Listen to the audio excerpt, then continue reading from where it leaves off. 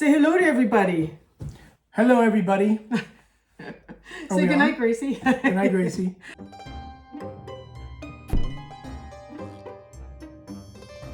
So I'm going to be making him a special dinner tonight. Yeah, because he just got home from work. He's tired. Well deserved. We got to feed the boy. So he usually does all the cooking, but today I'm going to give him a break. So yeah, he actually likes cooking though. It's not like I'm being abusive. Cooking. So, but this stuff looks great, and I'm really excited for this. So. Yeah, good.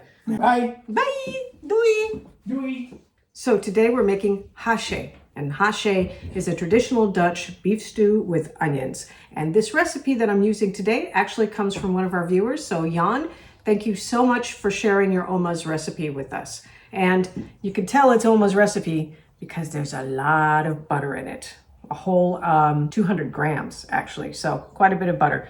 And we're gonna get going with it right now. To start, you want 1 kilo of stew meat, 2 diced onions, 1 diced tart apple. We're going to go with a whole 200 grams of butter, a scoop of sugar, a dash of red wine vinegar, and 2 bay leaves along with 2 to 3 cloves. So we've got all our ingredients here. For the traditional Dutch dish, I mispronounced it when we did our comfort food video. And then we're also going to be doing hachee. A what? Just like another video where I said Nixa instead of Nixon. Ja, ook gezellig. I'm a work in progress. So this is a very traditional beef stew. Everyone has their own variations. I've seen some people use flour. I've seen people with juniper berries in it. Today I'm going with Oma's recipe from Jan, and that's what we're going to stick to. And I've got my Dutch oven here. I wonder if it's like Brussels sprouts. You just call them sprouts in Brussels, so I guess this is just, I don't know. Someone tell me in the comments. So let's get going. So the first thing we're going to do is we're going to melt the butter. And we're just going to melt it till it's brown. Slightly brown. So you want it to melt off, and then we're going to add the meat. There's an actual National Hachee Day here, and it's the 15th of November, which is also this year when Sinterklaas arrives from Spain. So it's not a national holiday as far as like being designated by the government, but several foodies and food critics came together and decided to honor it because traditionally people have hachee on the first day of winter. And, you know, this is the beginning, the kickoff of the winter holidays around the time that Sinterklaas comes. So November 15th, they're trying to get it to catch on as National Hachee Day.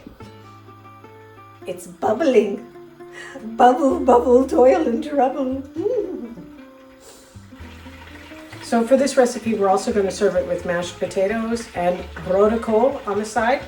Broodkool is red cabbage. But for Americans, the way it's spelled is road cool. There we go.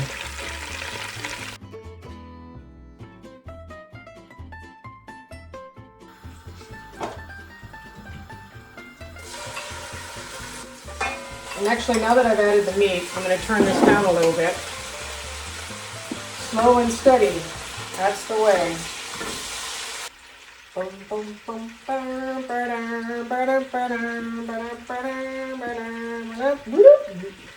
So for this, you're not just going to brown on all sides, you're going to leave it in there for about 15 minutes before you add the onion. Jan's Oma writes recipes the way my grandparents did. A pinch of this, scoop of that, you know, and it's like, you know, you just know you spent more time cooking in the kitchen than perhaps we do today. So everyone kind of knew what that meant and could gauge it quite well. So we're doing a little of this and a dab of that. Okay, so it's been 15 minutes. So now we're going to add the onions. Over in there like that. Okay, so just incorporating it all. And now we're just going to add the lid and let it sit for an hour.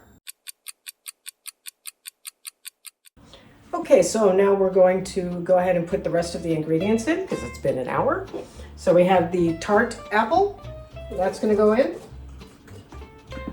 along with a scoop of sugar. I'm using a teaspoon.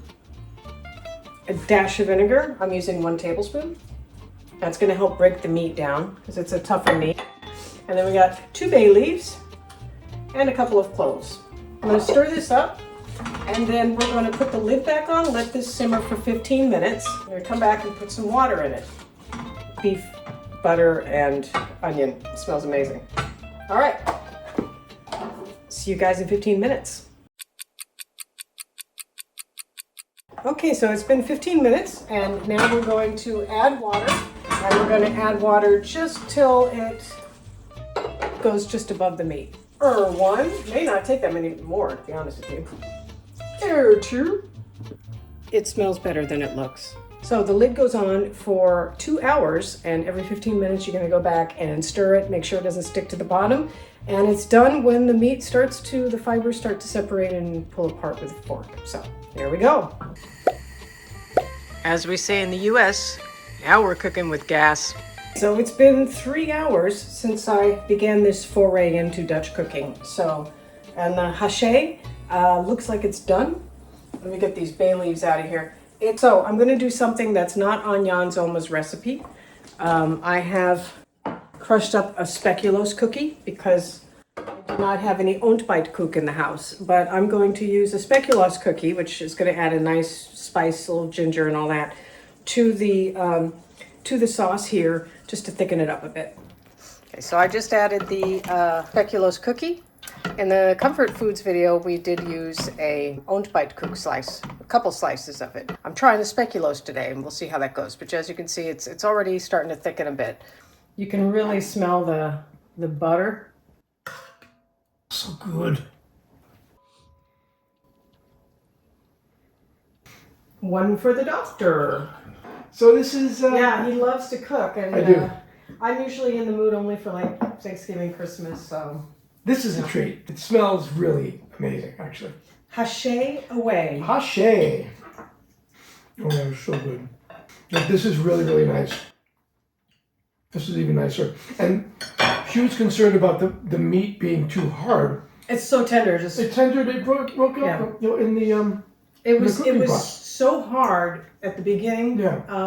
All the way till about hour 2.5, and I thought, oh, this is going to be unchew, and you can't chew it.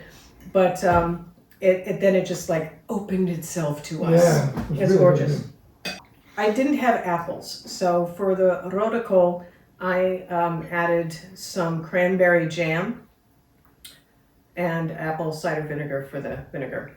Yeah. And please share with us your recipes too that you have used over the years. But this is delicious. This version is very good. And the rode kool, that is a perfect accompaniment with it.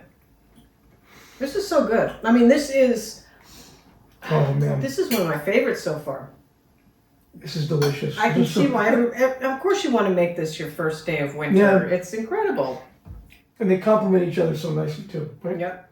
Hopefully, if you've never made this before, you can follow along. If you have made this before, there's things that you've done differently, because it does seem like a highly adaptable recipe. So just let us know what your little trick is to making it uniquely yours. So, and thanks again for watching, guys.